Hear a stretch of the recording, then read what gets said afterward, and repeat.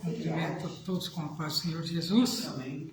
Estamos de vera alegre por mais esta oportunidade que o Senhor nos concede.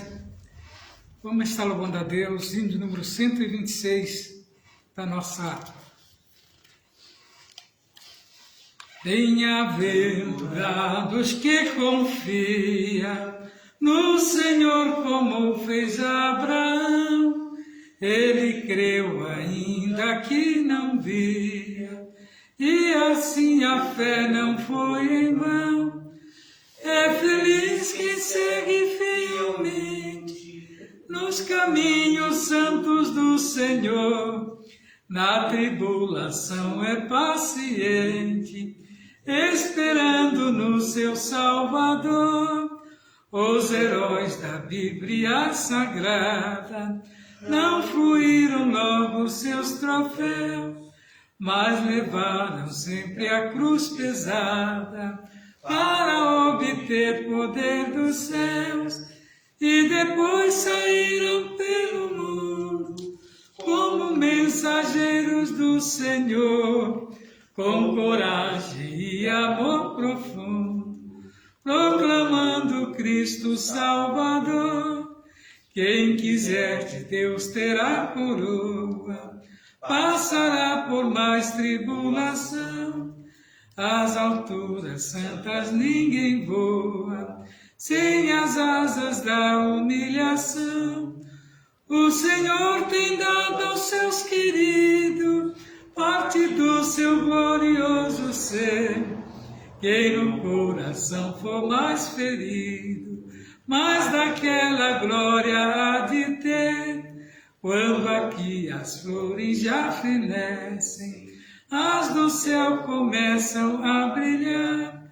Quando as esperanças desvanecem, o aflito crente vai orar.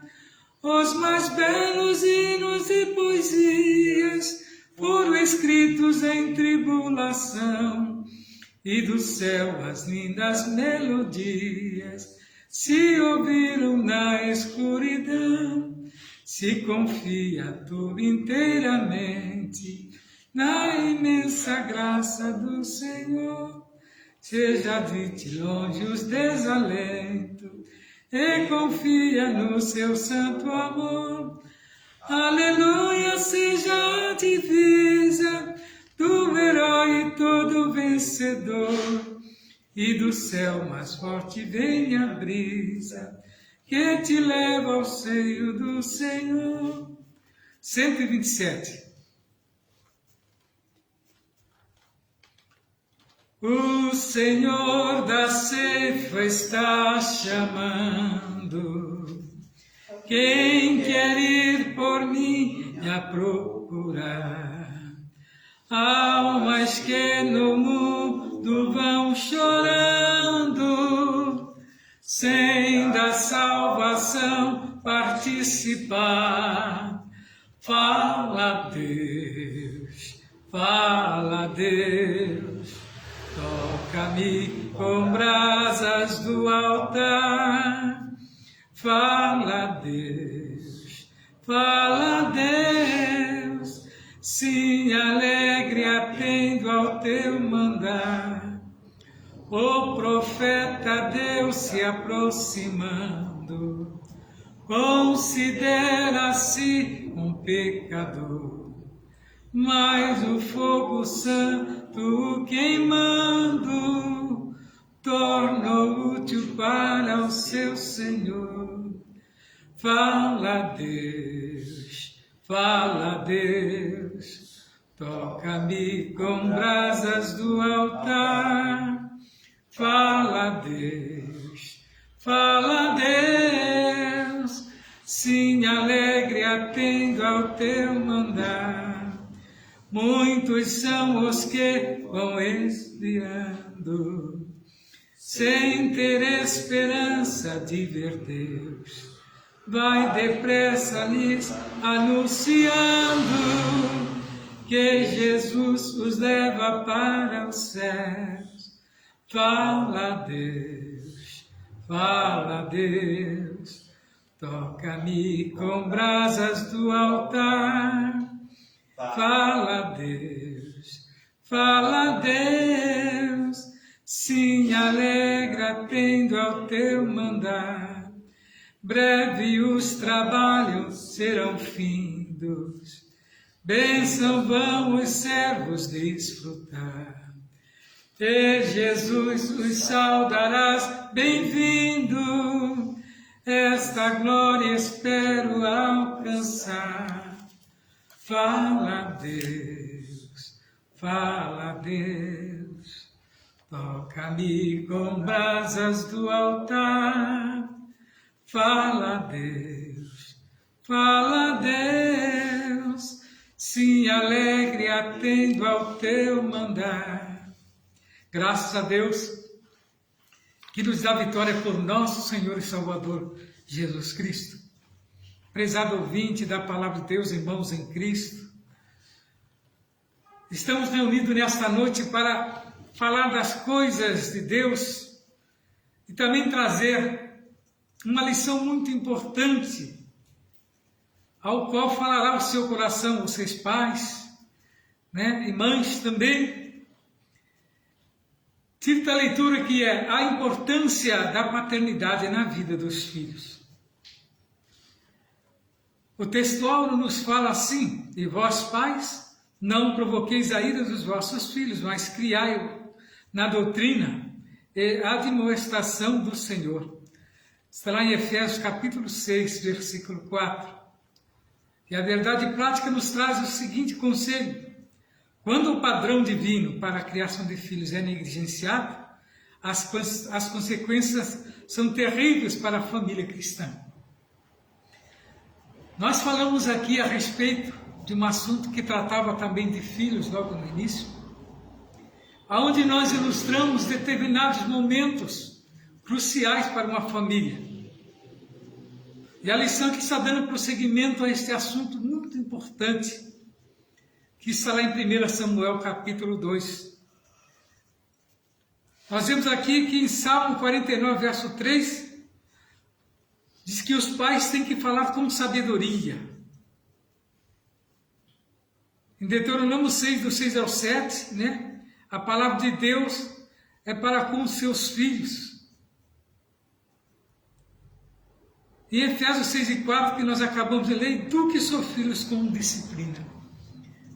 Paulo, escrevendo aos Efésios, nos chama a isso. Quando usa disciplina, o que é? Corrigi-lo, no tempo certo. Corrigi-lo de maneira que ele não venha nem ser ofendido, nem ofender alguém. Porque às vezes nós ensinamos determinadas coisas para os nossos filhos, com o qual vai criar um lema para ele, e ele vai enquadrar muitos naquele lema ao qual ele aprendeu com os seus pais. Então, é desta maneira que nós temos que criar, respeitando e sendo respeitado.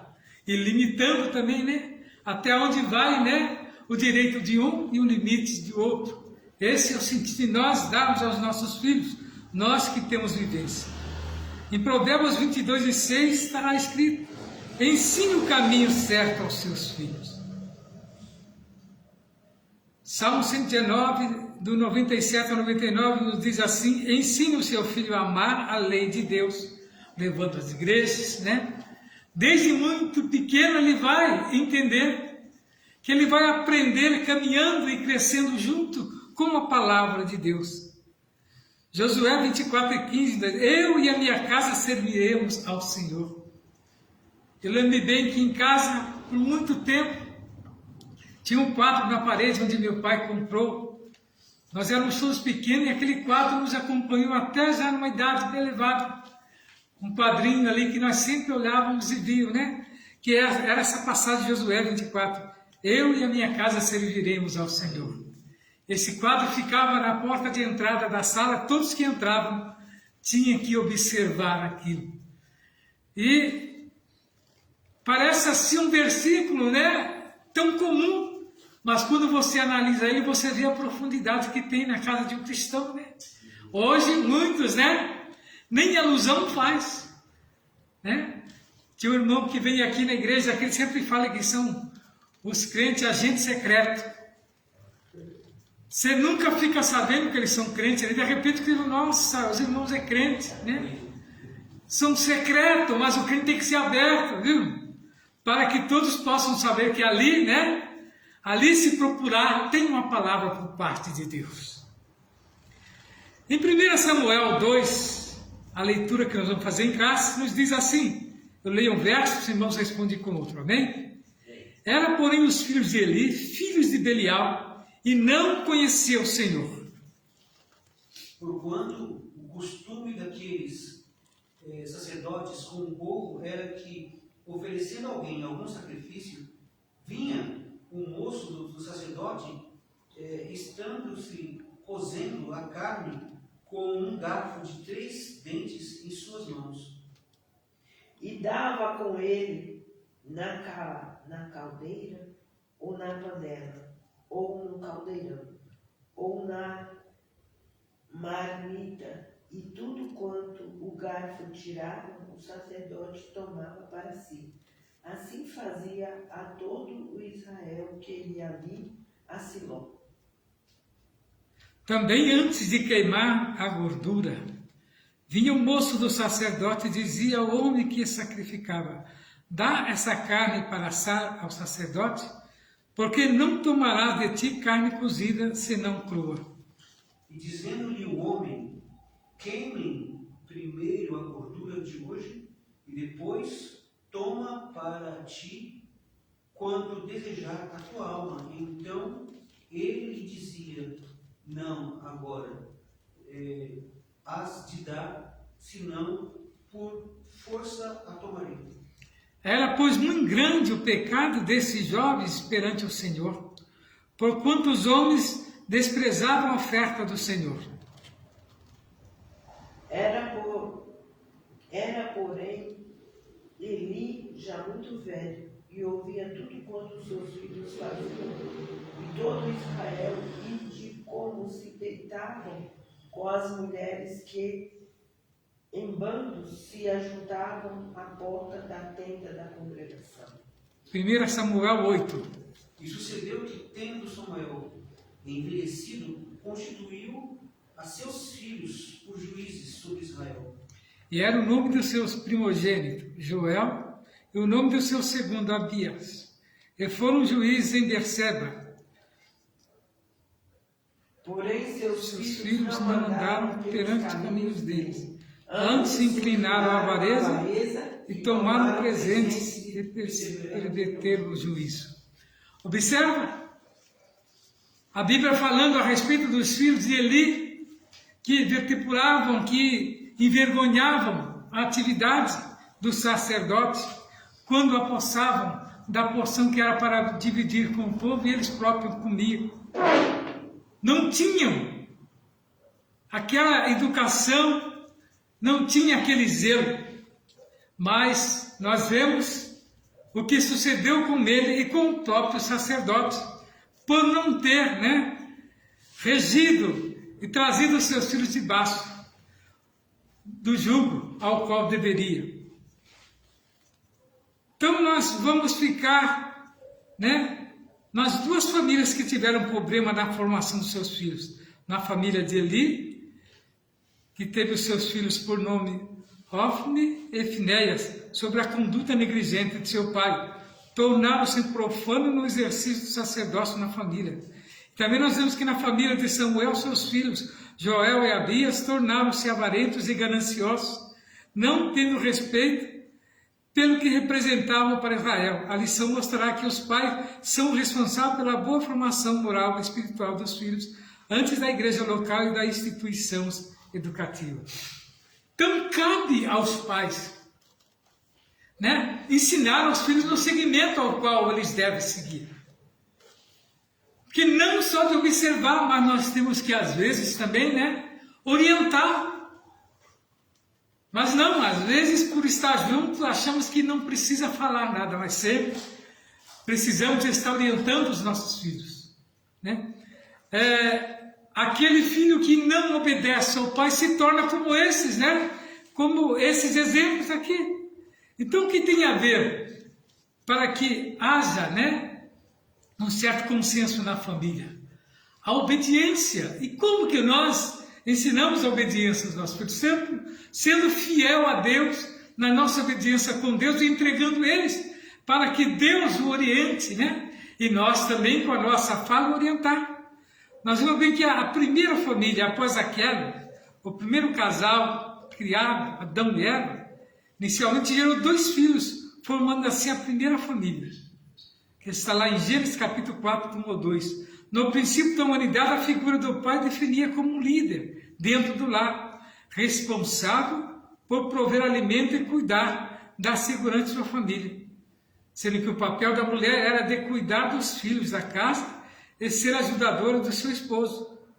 No caso de alguns sacerdotes, o exercício sacerdotal passava a ser mais importante do que a criação dos filhos. Observe, alguma falha estava havendo, né? Não estava havendo ali uma cooperação. Então, quando formamos a família, agora não é só um, é 2, né? Quando vem o filho é 3, e quando vem outro filho é 4, e assim sucessivamente. Mas a figura do pai e da mãe continua as mesmas, né? Como o simbolismo. E vai aumentando a família e a responsabilidade vai se aumentando mais. Por isso que tem que ser otorgado também autoridade aos irmãos mais velhos, para que cooperem com os pais, né? Ajudando na criação dos mais novos. Observa que Samuel teve seus 2 filhos e eles não foram igual ao pai, que foi criado, né, aos pés do Senhor, né? Mas ao crescerem se tornaram gananciosos, né? Diferentes do seu pai, que era zeloso com as coisas de Deus. E às vezes não cabe, né, ao pai ensinar determinadas coisas, mas vai da índole, da onde que vai buscar conselho. A falta de autoridade no lar. O sacerdote ali, Samuel, eram homens que exerciam autoridade no serviço sacerdotal, mas foram descuidados com a relação à autoridade no lar. Muitas das vezes acontece da pessoa ser muito ocupada, né, com as atividades paralelas e nunca, né, pensam em sua casa. Mas é onde que nós temos que tirar o tempo, né, para prestar o famoso culto, né, domiciliar, que é o culto doméstico. Este culto sempre existiu nas famílias, né, nas antiguidades, quando não se tinha os meios da mídia, não tinha rádio, não tinha televisão, se aplicava isso, culto doméstico, onde os pais sempre no começo da semana reunia a família que ele tinha ali, ele ministrava a palavra, né? Como um bom pai, então ele já ensinava a criança no caminho que devia andar. Lembro-me bem do meu pai, que insistia muito conosco para irmos à igreja. Íamos às vezes de cara fechada, mas tinha que ir. As escolas dominicais, então, ninguém perdia. E era no domingo à tarde, aquele domingo com o sol quente, tínhamos que ir, né, aprender as coisas de Deus. E foi de uma grande valia para nós depois que crescemos. E é dessa maneira, e hoje, muitos têm negligenciado, né? Mas ainda é necessário ensinarmos. No contexto atual, a história se repete. Muitos obreiros cuidam das coisas espirituais que provém a sua família, mas falham com a sua responsabilidade a respeito da criação dos filhos. Esse desempenho negativo tem produzido inconsolável decepção dos filhos com seus pais.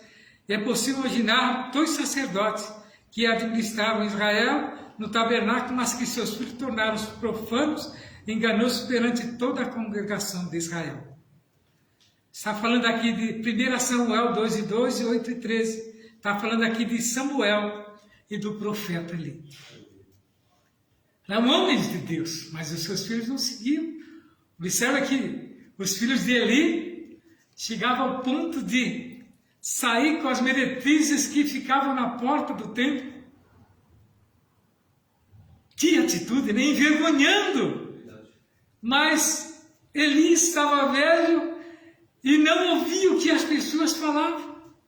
E simplesmente ele foi punido junto com seus filhos. Não perdeu a salvação, mas foi punido com seus filhos. Seus filhos, né, não alcançaram, que foram pegos, né, de uma maneira, né, ineficaz a serviço do trabalho do Senhor. Mas por ser filhos de sacerdotes, se sentiam no direito de profanar, né, as coisas de Deus. Infelizmente, somente seus pais não percebiam que seus filhos apresentavam problemas de ordem moral e espiritual.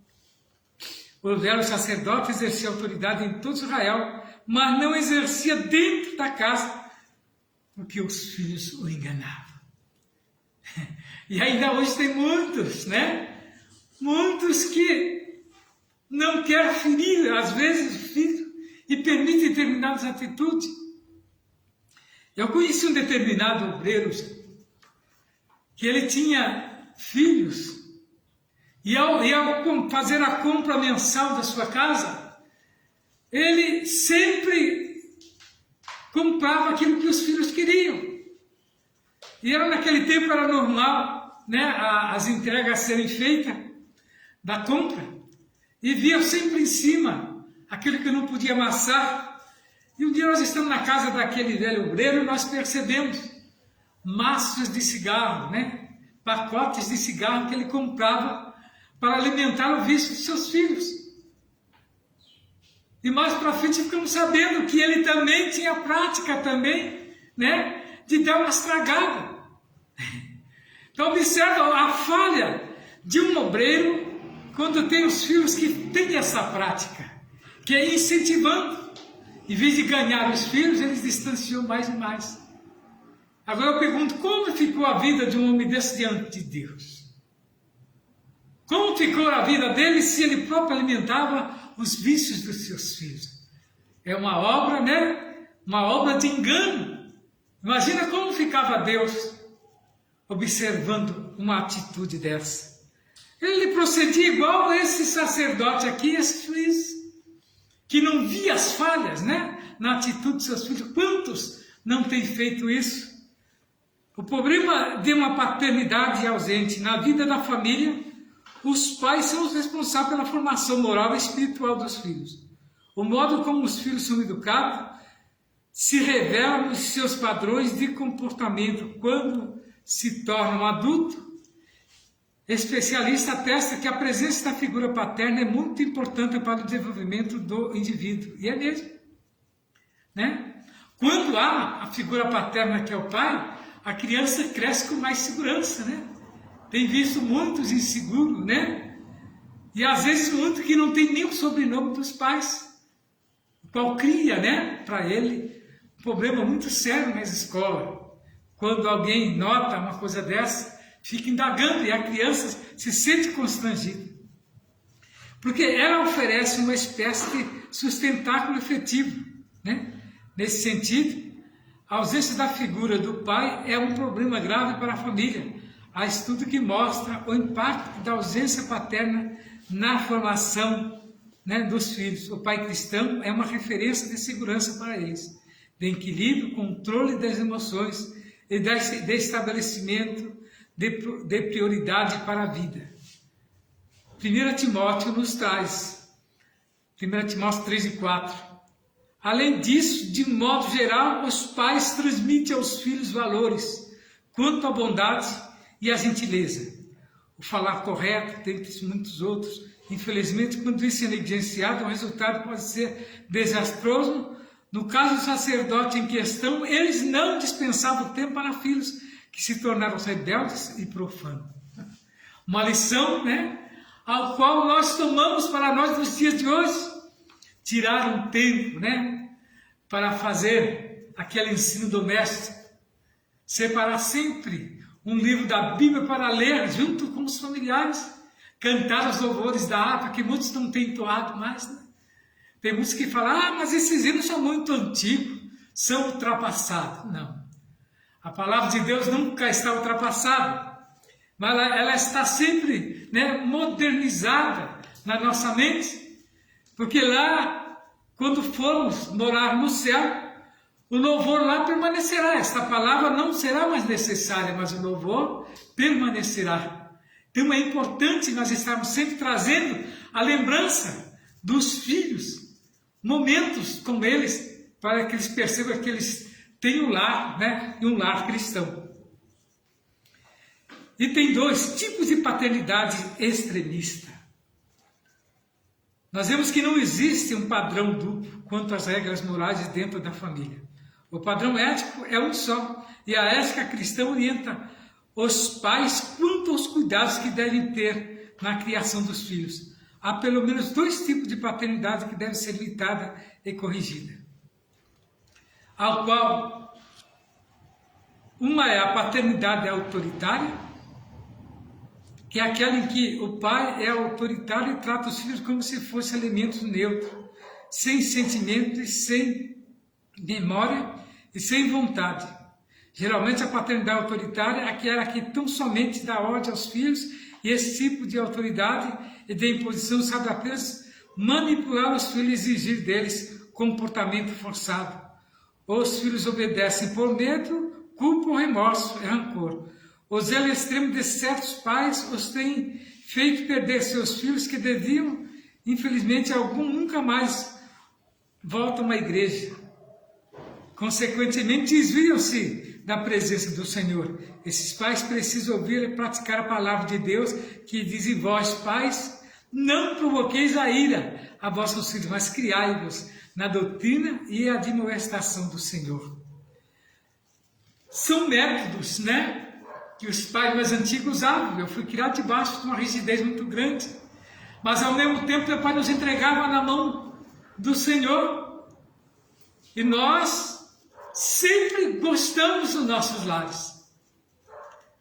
Temos visto hoje muitos, né, que você traz debaixo do jugo ali da palavra, e quando ele cresce, ele faz igual o passarinho quando aprende a voar. Simplesmente está voando e nunca mais reconhece pai e mãe. E saem pelo mundo, mas uma coisa, eles vão sair, mas a palavra tem que estar implantada dentro do teu ser, para um dia eles lembrarem como fez aquele filho pródigo, né? Se o seu pai não fosse orientado, não tivesse orientado ele, jamais ele encontraria o caminho de volta.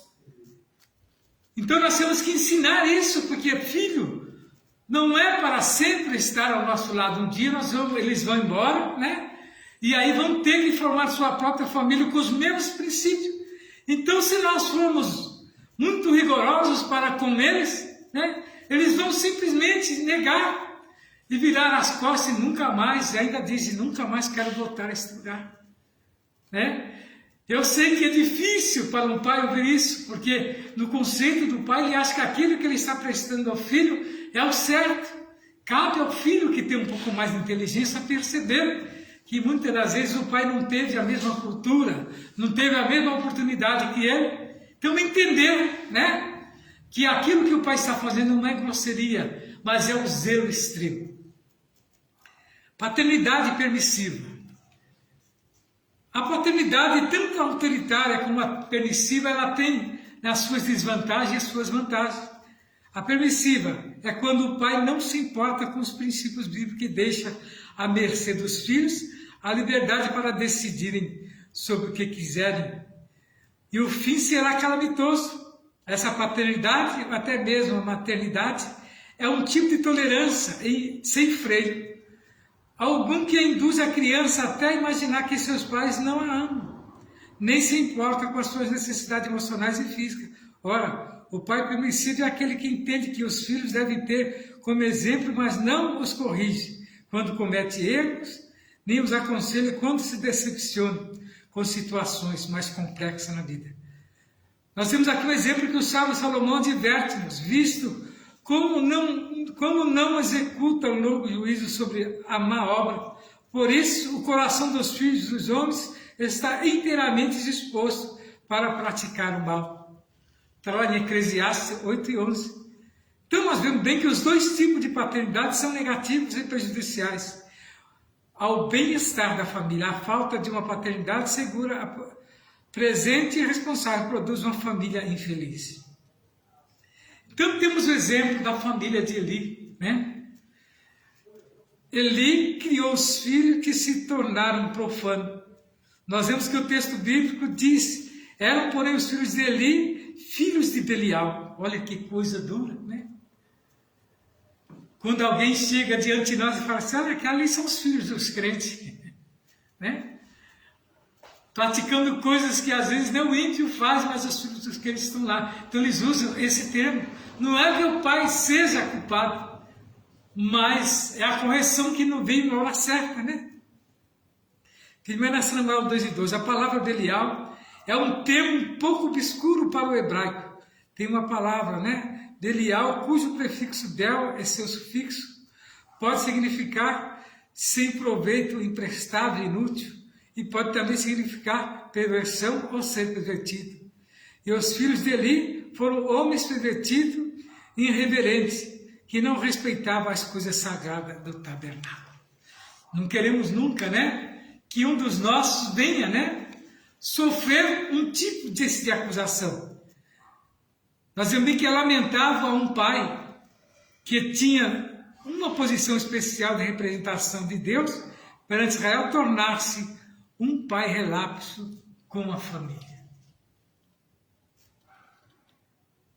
Então, o fracasso de dois pais relapsos com filhos, omissos para com os filhos. O texto de 1 Samuel 2:12 diz: eram, porém, os filhos de Eli, filhos de Belial, e não conheciam o Senhor. Imagina, filhos de sacerdote não conhecer a Deus. E eles presenciavam as práticas que seu pai fazia, né, na expiação dos pecados do povo de Israel. Gente, que dureza, né? E agora eu pergunto, por que Deus não punia? Que Deus tinha colocado ali o sacerdote, esperava o momento dele ainda, né, se recuperar. Mas às vezes não é assim. Essa é a longanimidade de Deus, a misericórdia de Deus, que ela se estende, né, às vezes até de geração em geração. Imagina um homem dedicado ao ministério sacerdotal por mais de 40 anos, que tinha uma família constituída de pelo menos 2 filhos, os quais, convivendo com os trabalhos sacerdotais do pai, não conheciam o Senhor. Nós vemos aqui o caso de Samuel também, tinha, né? Não foi diferente dos filhos, não tinha nenhuma disciplina e tornaram-se avarentos e profanos. Quando foi confrontado a respeito do mau procedimento de seus filhos, que foram rejeitados pelos anciãos do povo, e mesmo sendo muito respeitado por todos, Samuel sentiu-se também rejeitado. Que coisa, né? E a história de Samuel é tão bonita, né? Mas os seus familiares não fizeram cumprir aquilo que ele tanto almejava. Então nós vemos bem que determinadas filosofias de alguns líderes cristãos, de que a ordem das coisas começa com o ministério e depois a família. Equivocada a prioridade dos obreiros cristãos antes do ministério, comece com a sua própria casa. O apóstolo Paulo destacou que, para alguém que deseja o episcopado, deve, entre outros princípios, governar bem a sua própria casa, ter filhos e sujeição.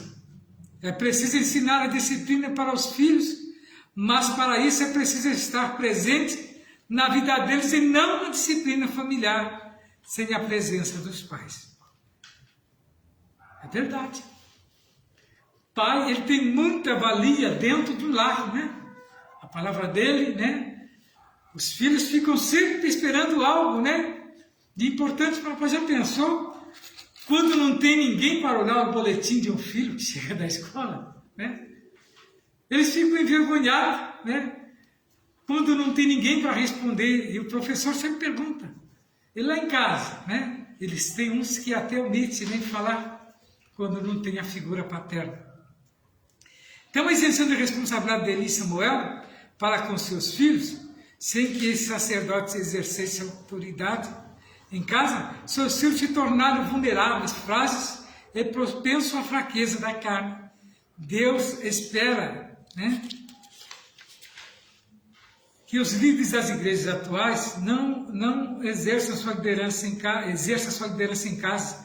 Eli e Samuel se isentaram da responsabilidade para com seus filhos. Da mesma forma, no ministério, o obreiro deve ser um pai que cuida principalmente da própria família. Está lá em 1 Timóteo 5:8. Que há muitos, né, que pensam que filho de obreiro é obreirinho, mas não é não, né? E também não nasce salvo. Ele tem que aceitar, né? Tem que aceitar e fazer a profissão de fé quando ele vai se batizar. né? E há muitos que não, já vai direto assim, sem fazer profissão de fé, né? Mas tem que haver essa profissão de fé quando há o batismo. Por isso que exigimos o batismo nas águas, né? E todos os pormenores. O próprio Jesus teve que passar, né, no seu ministério terreno pelo batismo nas águas, porque ele se tornou humano, né? Se tornando humano, ele era sujeito também às mesmas emoções, né? Ao pecado, como nós, mas ele nunca pecou, né? Isso fez a distinção dele, o homem e Deus, né? Tratamento inadequado. Esta lição, inevitavelmente, não pode fugir do assunto que envolve a relação pública dos líderes da igreja com os seus filhos no ambiente eclesiástico. Não se pode esperar que os filhos de líderes sejam punidos ou beneficiados por causa da sua filiação. Há uma pressão natural com a família dos pastores por causa da natureza pública e de sua função. Entretanto, seus filhos, antes de tudo, são filhos como outros filhos.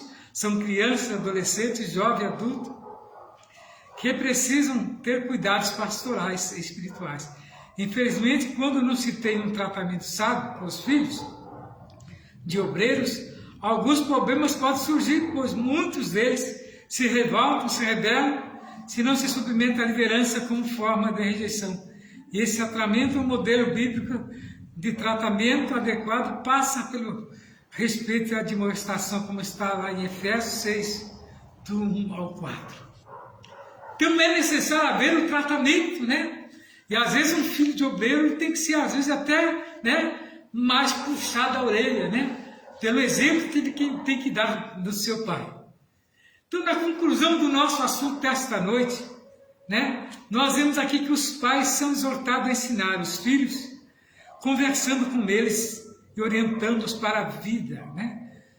O líder que tem consciência de que seus ministérios começam na sua casa, será abençoado e colherá frutos por ter uma família que serve ao Senhor. Os extremos precisam ser evitados e os filhos precisam da repreensão que deve ser feita com amor e com cuidado. Deus espera que os pais estejam presentes na formação do seu filho. E eu pergunto, que exemplo de pai temos sido nós para com os nossos filhos? Né? Nós temos sido extremistas, nós temos sido pais mais abertos. Então, na vida da família, os pais são responsáveis pela formação moral e espiritual dos filhos. Então, cabe a nós, né? Cabe a nós orientarmos eles, né? Para continuar no propósito que nós estamos seguindo e trilhar o nosso caminho, porque nós queremos que aonde nós formos, nossos filhos vão também. E qual é a nossa esperança? De um dia ir morar no céu. Graças a Deus por isso.